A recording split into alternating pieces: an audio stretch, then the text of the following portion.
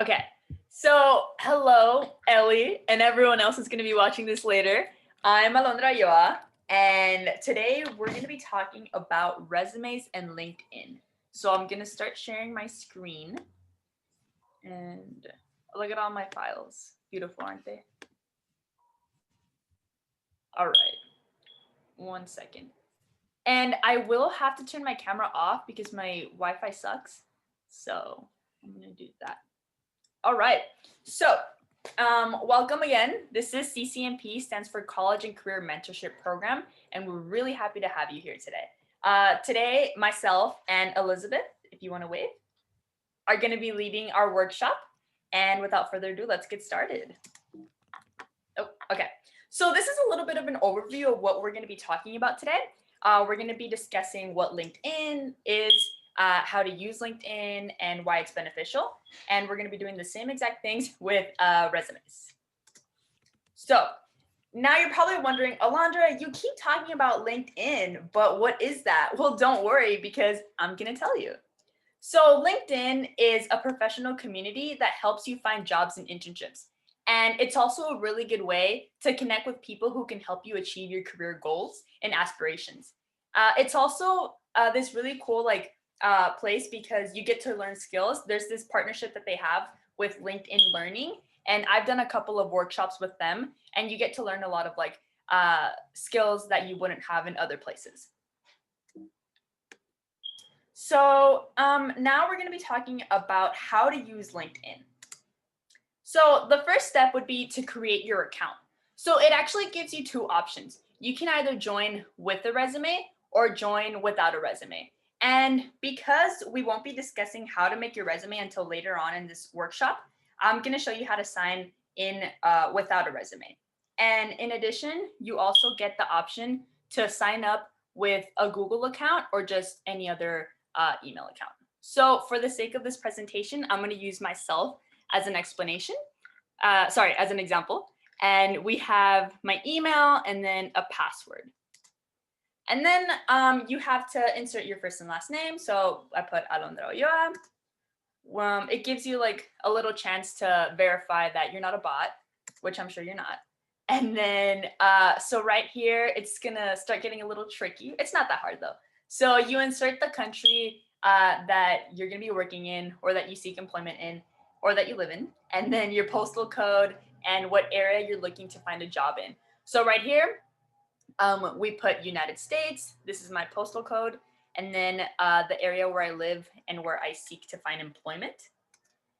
And then you get to insert your most recent job title. So I know that a lot of you guys are students, so you could, like if you have a job, you could put that down, but you could also, it gives you the option to put that you're a student. So I went ahead and I took that option. So I put, I'm a student. And then the next part gives you the option to put the school you are attending or you will be attending, the degree that you have or will be getting once you graduate, the field that you are specializing in. So this would be like your major, the start year and the year that you're expected to end. And so for the school that you'll be attending or you attend, I recommend that you put the school you'll be attending instead of the high school that you go to, because this is a professional community with professional individuals. So we suggest that you go with the school that you'll be attending. And then with the degrees, this could either be anything from like an associate's degree, bachelor's degree, master's, JD, or PhD, even like trade school and stuff like that.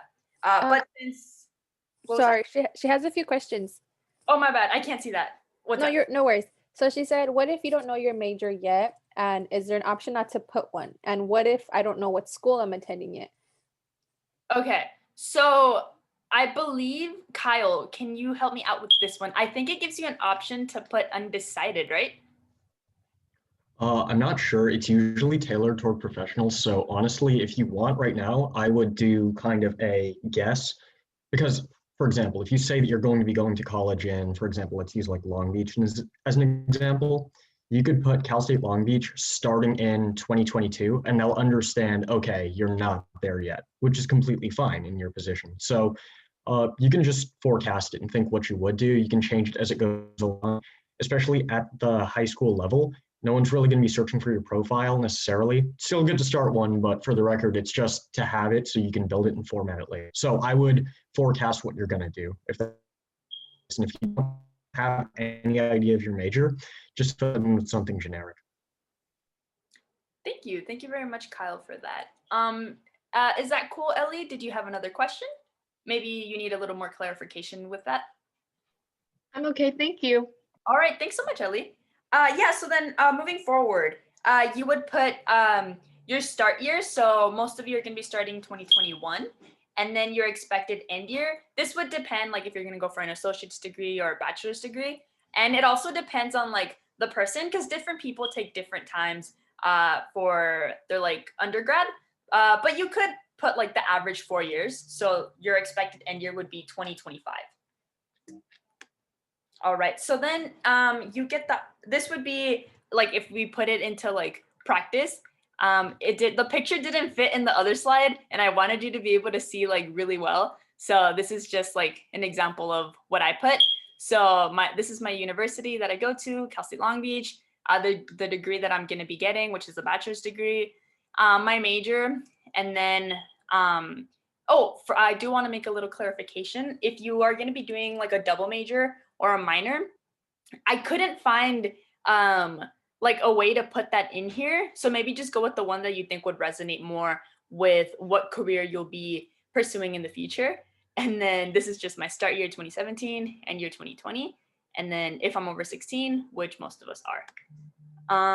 All right. And then one really cool thing that I liked is that from the bat, it's already telling me like how many people I can connect with that went to my university. So right here we have like, look at this huge number, like 200,000 people, or over 200,000. Like that's sick to me. That's pretty cool. And you're gonna be sent a code to your email that you use to set up, and you're all set. So now you're— Just to go, Go ahead. just wanted to fill in there. If you saw on the last page, if you could go back one page, it looks like there is a button to say, I'm not a student. So if you're still in high school, I recommend just saying I'm not a student. I don't think that they ask for high school on LinkedIn, but yeah, for the time being, you just put I'm not a student. Yeah, thank you for that, Kyle. Of course. Yeah. All right, so we've spent a lot of time talking about how to set up a profile, but now we should probably talk about what a good profile looks like. So we've got Kyle's profile here. Very, very professional profile, if I may add. And we've got in the first, like when you look up a person, it gives you like a little search engine. You get to search up a person. So let's say I'm about to search up Kyle. This is what I see first. So we see his name. We see his current like employment, like his job right now. We see what area he's searching for employment, or like where he's working. And then it also gives you the amount of like connections that he has. And then should you want to contact him, you could either contact him through here, or you can message him. And then it gives you like a little overview of like the things that he's like associated with. And then we've got his about, which would be here you can include like a little summary of who you are and what you do. So like we've got Kyle right here, who said that he has a BS in accountancy and business administration, a little bit of like what he's doing right now. He's an auditor at Ernst & Young, and a little more like detail of what it is that he does. So he's a financial service officer, and a little bit of the things that he's like used to or like acquainted with, which would be banking and capital markets. And then we've got his experience. So for your experience, we do suggest that you go from what's most present to what's least present. So right here, his current like working situation is that he's an FSO assurance staff. And then before that, he was an accounting intern at Peak Corporate Network. I would like to point out that right here, like it gives you an option to put what it is that you've learned there. So you want to show like what skills you've gotten from other like past experiences and how you can apply it to future endeavors. And then lastly, he has FSO assurance intern. And then you get to put down your education. So right here, we've got that Kyle went to CSUN. what degree he got, the time it took for him to do that. And then it also gives you a little opportunity to put down any activities or like honor societies or clubs that you're a part of. And it kind of, I like this part because it kind of gives off like a, you're not just all about work. Like right here, we can see that Kyle was in the tennis club. Like it shows you that you're a well-rounded individual.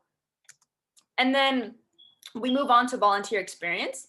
So right here, there's a lot of us who have a lot of volunteer experience, but I suggest that you put the things that are most relevant to what your career is. So like right here, we've got Kyle as a tax preparer. I'm sure he's done a lot of like other volunteer things here and there, but this is what like resonates more with what his current job is and like what potential future jobs he would like. So tax preparer, and then the things that he's like worked on and the skills that he learned there. And then you also get to put like any skills that you've learned. And then this really cool thing called endorsements. So with an endorsement right here, we've got Ronell Gomez has endorsed Kyle. And it's kind of like a, like, and like Ronell can account for Kyle. Like Ronell can like talk kind of like your letters of rec, but like you would just contact Ronell. Like if you want to talk about Kyle as a worker, you would talk to Ronell. And then you've also got any industry knowledge. So right here, he's had like data entry and stuff like that. And then you also get to write down, insert any like tools or technologies that you're used to. We do suggest like if you're good with like Microsoft Excel or like Word or PowerPoint, like don't be shy to put that. Like that goes a long way in like careers and stuff. So put that in there. And then we've also got any interpersonal skills. And then lastly, we've got any interest that you have. So this could be like any communities or like careers that you're interested, maybe even like institutions. So like right here, we've got Ernst & Young, and then we've got PwC, and then CSUN. And then, so now you're probably wondering, all right, Alondra, we've talked so much about it. Like, why is this beneficial? Like, why should I even want to make a LinkedIn? So it's actually really beneficial for a variety of reasons. It's a really good chance to show off your skills and experience to future employers. It also can be used as a research tool to learn about your dream careers and what it takes to succeed in that career. So like right now, you guys probably don't have a lot of like experience with the careers that you want, right? But that doesn't say that you can't make a LinkedIn profile and look up, let's say you want to be an accountant like Kyle, right? You go to Ernst & Young, check out the skills that they want in an employer, check out volunteer experiences they would like, anything like that, you would be able to benefit from with the LinkedIn profile. We've also got a chance to network with potential employers and start building those connections. Networking is key. Please, please, please, as soon as you can, like try to network with as many people as you can, because it's going to open a lot of doors for you. And lastly, it's a really good way to show that you're dedicated to your future career and that you're a driven individual. So simply having a LinkedIn profile shows that you're not here to mess around. Like you want to get a good job and you want to have a good career, and simply just having it shows that. So I'm done talking about LinkedIn. If you do have any questions, we can talk about it later. But now we're going to have Liz talking about resumes. Hi, everyone. Yeah, so we do have 2 questions that Brianna had put about LinkedIn, but we can address it at the end. But we were going to go into resumes, but I want to ask 2 of our mentees here, our students, do either of y'all have a resume already?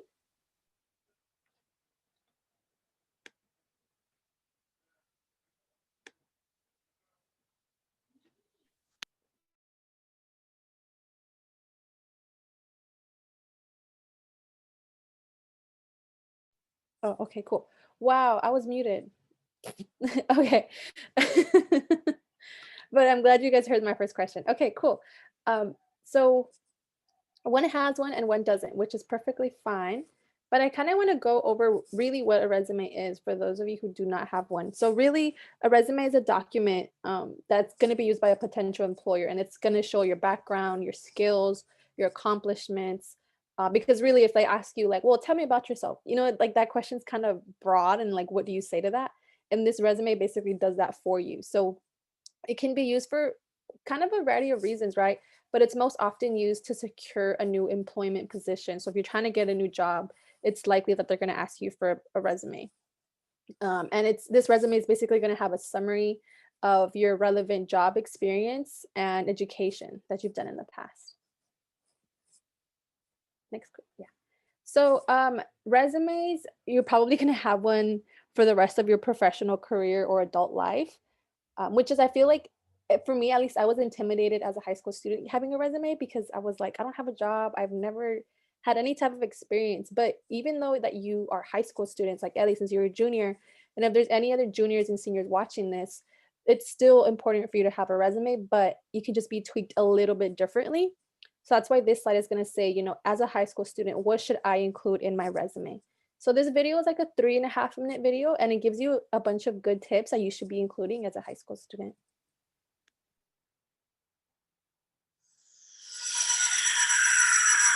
Wait, I just want to make sure. Can you guys hear it? Okay, cool. Yeah, we can hear it. Oh, one sec. Sorry, I clicked. Okay.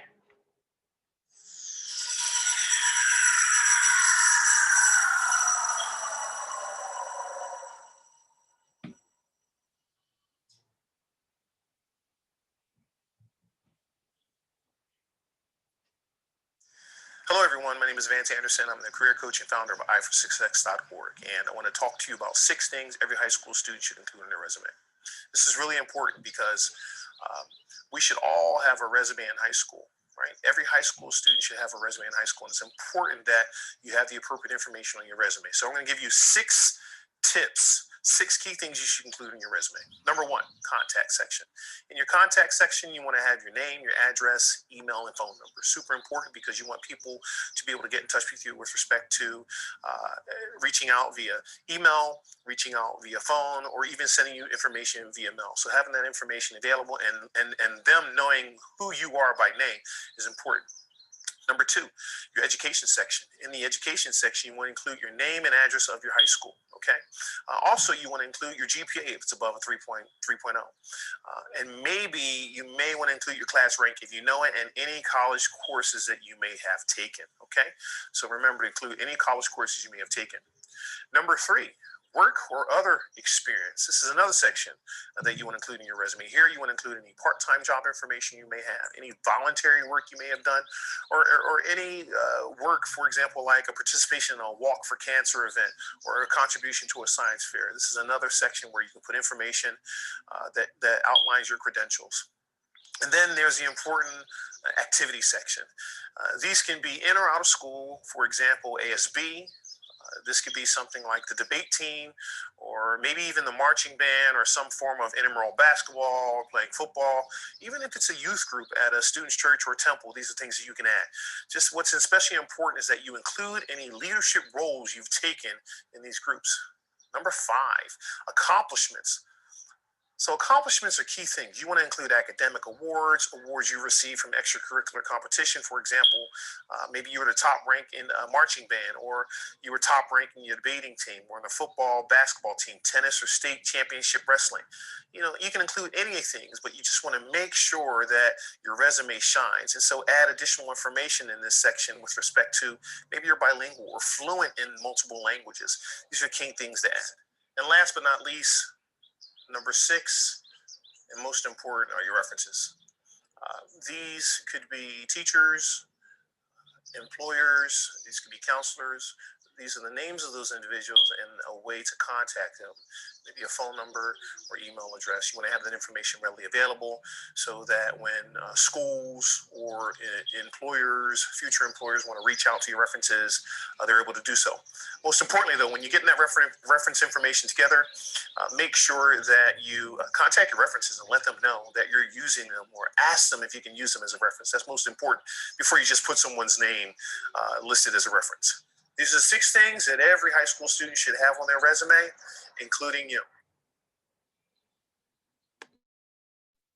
Yeah, so hopefully that was helpful. I mean, I was going to create this into like a written out thing, but I feel like he just worded it perfectly. And a lot of the activities that he was listing, like if you were at the top of the sport or a club, those are things you can add into your LinkedIn as well. So don't forget to add those in. But we're going to go into some good resume examples. Like, so let's say as a junior or senior, you're starting to create that resume, and you implement all these important things, but it's important to organize it in a specific way too. So these people here, they're just kind of like example people. They have their names, their addresses, their schools at the top. I know it's a little bit blurry, but you can see it. And then they have their work experience. So if you have any jobs right now as a high school student, that's where you can put it. And if it's not work related, you could also put your volunteer experience. If you have any skills that you've developed in any sports or clubs, you've like over time, you can put that there. If you've done any major projects, like he said, like if you were in any like major science fair, or you've helped your teacher in some big project for the school, or a big project for like a homecoming dance, something like that, right? Something you contributed to the school, that's a project, you can add it here. And then of course, your education. So you're like your high school. And if you can put your GPA and your rank, if you feel like that's impressive, you can also add it. On the left, it's the same type of format, but it's just a little bit differently, right? There's different ways you can set up your resume, but as long as it looks well and professional and not too overwhelming and too many images, we're going to show a bit of like a bad example. That way you can avoid that. But again, like the name, it's Susie Student, but you can put your name in big and bold, the address and the emails at the top. Objective. So let's say this resume was for a specific job. Like you say, you wanted your first job, you wanted like to work at a retail store, right? Like it's like a typical first job.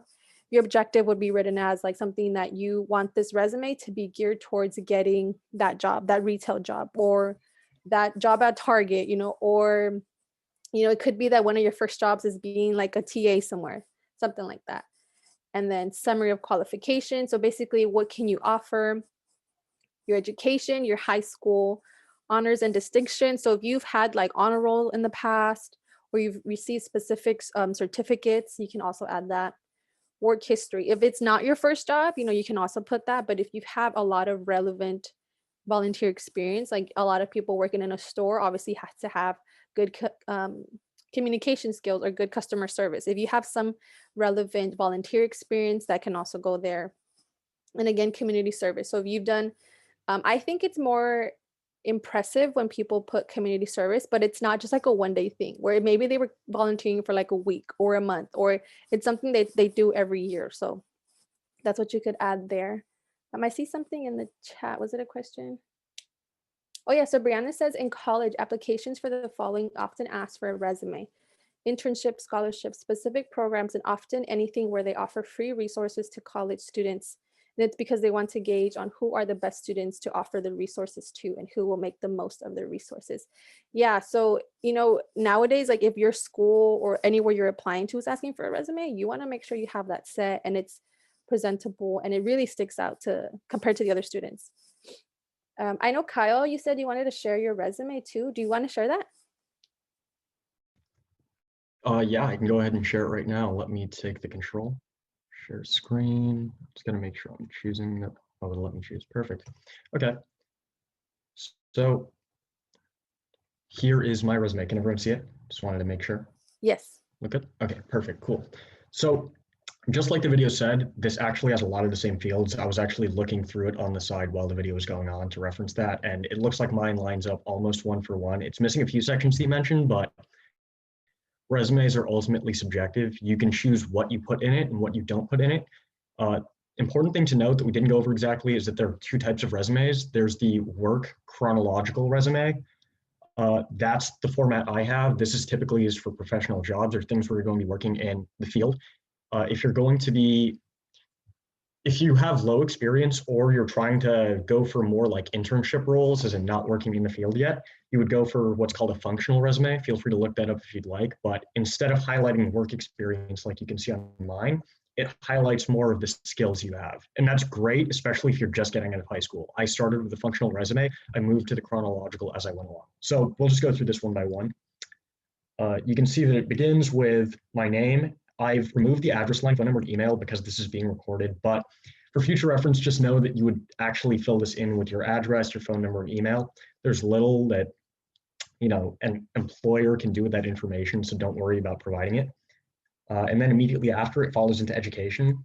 remember that when you put your education, you want to put what school you're going to, the amount of time that you're there for. If you haven't graduated yet, like I hadn't for the longest time, this May 2020 would rather be expected. Instead of August 2016 to May 2020, I just put expected May 2020. And as it changes, feel free to adjust that number. You want to put your GPA if it's strong. If your major GPA exceeds your cumulative, make sure to put your major GPA as well. Mine didn't, which is why I hit it, but that's again subjective. You can see over here that I have the dean's list that I was on for a while. If you get accolades like that, it's great to put it on there. And aside from that, I'm going to skim through this part because I know it's not as applicable to high school students, but the main thing I want to point out here is this is my current role. I'm working as assurance staff at Ernst & Young. You'll notice here that it always starts with an action word, no matter what part it's at, but specifically my current job, it's in present tense. If you look at the previous jobs, it was in past tense. Just remember when you make your resume, if it's a previous role, always put these action words in past tense, put the action words in present tense if it's your current role. Makes sense when you think about it. So just keep that in mind. Now I'll move on to something that I think is going to be very important for all of you, which is going to be professional involvement and volunteer activities. Especially when you're starting out, these are going to carry you, especially if you don't have much work experience to sit behind. So this is a little advice not necessarily related to the resume, but rather just your college experience, but it will help your resume ultimately. You'll notice that when I was in these clubs, I didn't just sit in the club. I was in, for example, accounting association, business honors, but I wasn't in any leadership role in either of those clubs, so I didn't list them. When you are in a club, try your best to get some position on an executive board. If you look here, you can see that in the tennis club, I was the social media director, and in the Matador band, I was the treasurer. These are really good skills, and you can see that I was able to write out 3 long bullet points on social media director and 4 even longer bullet points on the treasurer role.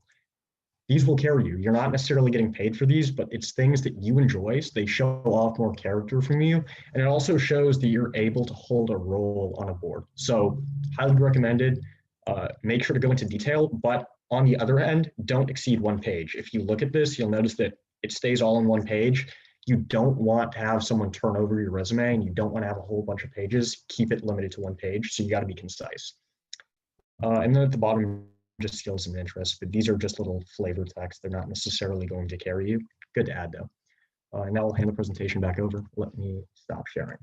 Yeah, thanks. That was a really good example. I think for sure, don't have it exceed that 2 pages because, I mean, let's say if it was an employer and they're looking at resumes all day. I mean, if it were me, I don't want to look at something. If it's a bad day and I'm tired, I'm ready to clock out of work, I'm going to skip through that resume probably. You want to keep it concise. And yeah, thank you so much. That was really a good example. But hopefully you have that in mind, but we can look at some bad examples in case you're curious of what that looks like. So on the left, too busy, you can't read it. This is like an essay, an employer is probably, unless they're like super nice and super understanding, most of the times they're not going to want to look into a resume like this because it's just a lot of work to read and it's a little bit overwhelming. Even though there's bullet points, but it just feels like there's multiple paragraphs throughout.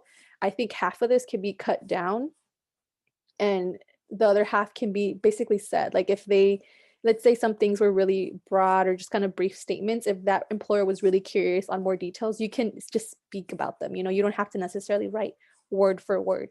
And if they have questions, they can ask, and then you can give more details. On the right, there's not many words, right? But it's not professional for many reasons. One, the font, you kind of want to stick to something that's easily to read, like a Times New Roman size 12. Here they have something cute and kind of cursive, which is great maybe for like an art presentation, an art project, but not for your resume. You see that some letters aren't orange, some are in green. Sometimes if you're turning in a physical resume, those are going to be really hard to read. And something else I want to point out is the email. Here the email is hot stuff baby 54300 whatever, right? You don't want to have that type of email, especially if it's an employer type of thing. So if you have that type of email now, I mean, keep it, but maybe for like those type of emails you put in to get like a discount code, to go shopping. But if you want to have something like that on your resume, I don't recommend it. It's not going to give off a good impression. Maybe just create a new email that's going to be professional and something you won't be embarrassed about. Again, objective, I am looking for a full-time job. I have many skills that make me an ideal candidate. I have many skills, great, but what are those skills? You know, anyone can say I have many skills, but you want to list them out obviously in an organized way. Work history, you know, everything, you know, they have some history, they have some experience, but again, it's not necessarily in the most organized way, kind of like how Kyle did. He had his dates on the right and then his experience on the left. So you can do something like that. In education, you know, to me, like when it says here, like 5/2015/5/2012, like what is that? Like, what are those dates going for, right? You want to make sure everything is kind of lining up and you can tell what dates for what. And then volunteer service. Sometimes I donate stuff to the local thrift store. That's great, but again, that's not the most impressive. Maybe if the volunteer stuff is like, you know what, like at the local thrift store, I help get all the packages that get delivered. I organize them, I gather items, you know, something to make you more impressive. If your volunteer experience is something like that, I wouldn't recommend adding it. But yeah, does anyone have any questions so far? Yeah, so Ellie has a question in the chat. Okay, so her question is, does each executive position need an explanation to follow on what you did in your club? In order to maximize space use, is it better to list more positions you have held or list the top 3 of your positions and explain what you did in them? So I'm going to assume that that was for me, considering that I was going over the executive positions. Does that sound about right? Ellie, feel free to type in the chat or, okay, perfect, cool. So that said, if you look, I had 2 positions. When Alondra went over my LinkedIn, you saw that I had volunteer experience back in 2017. And even though that was technically more tailored to my position because it was tax prep, I opted on my resume, at least, since there's limited space, you have 1 page. I decided, you know what, I'm just going to stick to my most recent positions and beef those up. So to answer that question, it doesn't have to be every position. You don't want to go volume. You want to show that you stay there long term, and you also want to show that you actually do things there. So I recommend limit your positions to the most important and the most recent and beef up each of those sections. Okay, thank you. Yeah, thanks. And on the topic of kind of like beefing up your positions, like here for Joanna Smith for her work history, she has McFasty's food cashier. Okay, a cashier, but you know, you can somehow work with that. You can say, you know, I work well with customers. I have great communication skills. You know, I work well with money. I learn quickly to work the machines. Like you can beef up these positions. Even security guard, you know, you have to be a people person. You have to be always like on point, organized, attentive. So these positions, I think they could have been great had they had more details on what they did and really highlight those stuff. Okay, so I have some points on why resumes are important. Brianna also wants to share her resume from high school, which I think is a good idea because I think if I looked at my resume from high school, I'd probably be like, whoa, like it's going to be a huge contrast. So we can look at that too. But let me just really quickly, why resumes are important, you know, why are they important to kind of always have on you? A good resume is important because it helps employers make a hiring decision or help you get an interview. So let's say you had already gone to the interview and your employer is kind of like, you know, on that borderline of should I hire this person, should I not? If your resume is really good, really impressive, that could be the factor that gets you the job. Or it could be the factor that gets you an interview. Sometimes before an interview, they just say, you know what, give me your resume and, you know, I'll think about it. If it's a really good resume and it sparks their interest and it looks like you might be a possible person they'd want to hire, then that good resume could possibly get you that interview. Second point, they're important because they outline your relevant skills / experience and shows how they are a benefit to the employer. So, you know, you can have all these skills, but ultimately the employer is probably going to be like, well, what's in it for me? You know, why should I hire you? What do your skills have to offer me or my business or my program, right? Third point, it helps track your involvements, strengths, and accomplishment. Hence, always make sure it's updated. So, I mean, I don't even remember what I did last month or 6 months ago or last year. So that's why it's so important to always have this updated, even though sometimes it gets tricky. Just kind of have it updated because it's so easy to forget little accomplishments that sometimes can help build up that resume, help it build more credibility. So that's how you can track it. And then lastly, you know, as a student, it shows your skills and accomplishments in and outside of the classroom. So even though you're a student, that still has a lot to say about you. So if you have like major accomplishments that you contribute to the classroom or to your school overall, that's, I think it's even better because it's going to show how you are a well-rounded person inside of school and outside of school, especially if you have like a lot of volunteer experience and community service experience. But yeah, any questions? And then we can get into sharing Brianna's resume. I'm actually curious. Now I want to pull up my high school resume. Alrighty, you can go ahead and share, Brianna. Okay, got it. Yeah, because I was looking, I was like, I wonder if I have my old resume, and I do. And then I was like, I feel like this is like not necessarily the formatting is like not the best in my opinion. But the content is definitely like what I feel like was important to include. So just because it's like applicable to these high school students, I feel like it's a good idea to show it. So can you guys see my screen? Yes. Okay, yeah. So I used a specific formatting or structure from that Microsoft Word like recommended. So I was like, okay, and honestly, I didn't know what I was doing, but we're looking at it for mostly the content.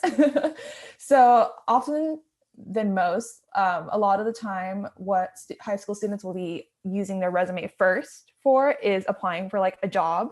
So like that's what I did. I applied for Skechers right here. And yeah, so I feel like depending on what you're applying for is like one of the first things you'd want to list. A lot of high school students often don't have job experience or do.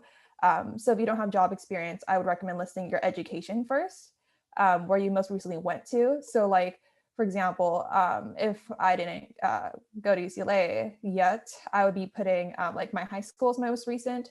And then if you taken like, I took like 2 college classes as well. So I also listed that. And then like putting the dates that you attended. And then if like you're still going now, you would just say like this date to present. And then you would include your GPAs as well, especially they're above 3.0. And I also find that like listing the dates out, like their full names looks like more professional than doing like March 3rd, like 3/3. So yeah, I feel like listing the month and like the year looks really nice. And then as well, like my leadership activities here. I was on the varsity soccer team, so I listed my position and I did a little blurb line on like what my role was. And then like I was part of National Honor Society. And then I listed like just some bullet points of like, oh, like this is what I actually did to just, I guess, like validate that experience. And then I was also part of the newspaper at Narbonne. So I would like create like pages for the newspaper. And then, yeah, I listed what I did here. And then like I was also in Key Club, and then I listed the amount of hours that I committed the community service. My recommendation is that like this is what not to do. Don't have like one little thing on the second page. I think I was like I was trying to figure out how to format it and it just wasn't working. Yeah, so the ideal situation is that you want this all on the first page, especially when you're like 1 or 2 lines over. Try really hard to just make it look like it just looks more professional. Like if it's all on 1 page, especially if you only have 2 lines, like people are going to be like, what is all those white space? Like you could have squished it. And then like Kyle said, it's really important to like highlight your skills because like when people are like trying to hire you, trying to gauge like, oh, like why should I offer you my scholarship? Why should I offer you this position? They want to gauge like, oh, like, are you somebody that's going to make good use of the resources that I'm offering? So one way they gauge that is either through job experience or experience in doing something, leadership activities, GPA, and skills. So like, yeah, I listed like problem solving, time management, leadership, adaptability, any experience with any programs, Word, all that stuff. Listed my awards as well for high school, Gold Roll Honor Member, Academic Excellence, and that. And I put languages.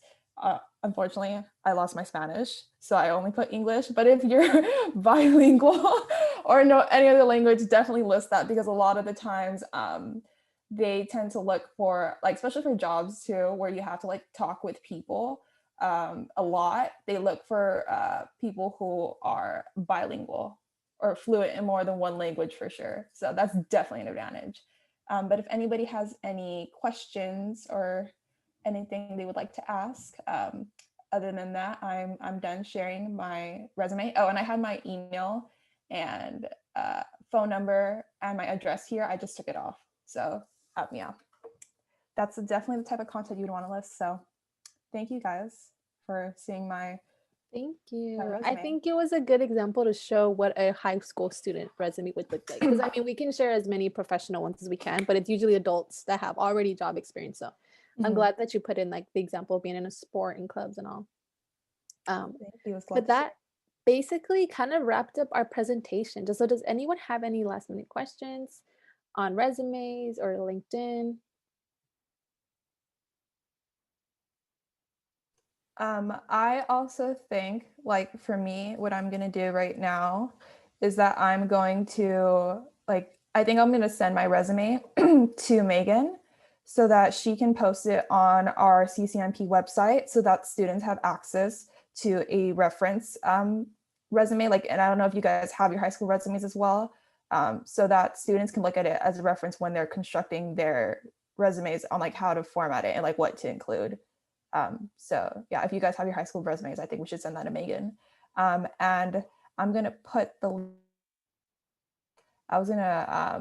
in the chat to our website. So then later the students can look at our website for those resumes if they want to. Alrighty, thank you. Yeah, we do have an Instagram, which was on our last slide, so I can just share the last slide. I actually just found an old resume, but it's not a high school one. I think it's like one that I made like fresh out of college, like my first year in college. And looking at it, it's 2 pages long, 2 thick, full pages long.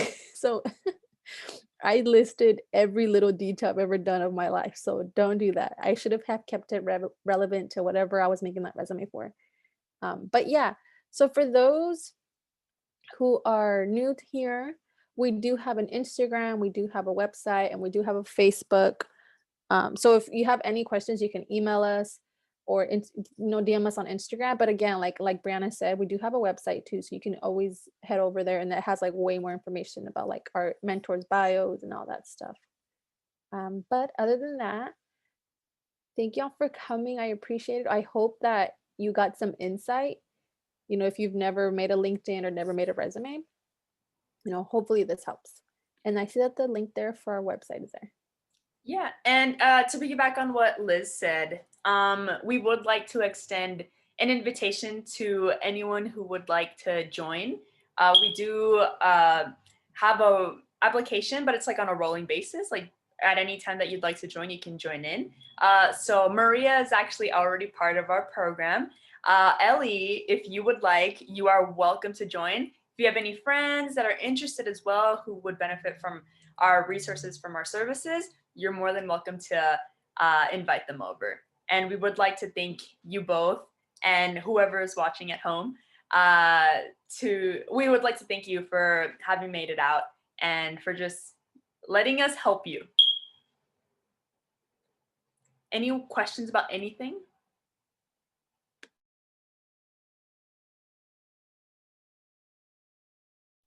No, but Ellie says thank you. Thank you so much for coming. Thank you, Ellie.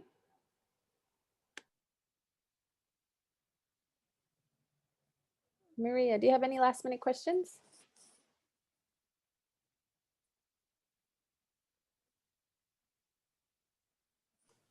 We are also available for resume feedback if you want to clean up your resume. I've cleaned up mine like a gazillion times.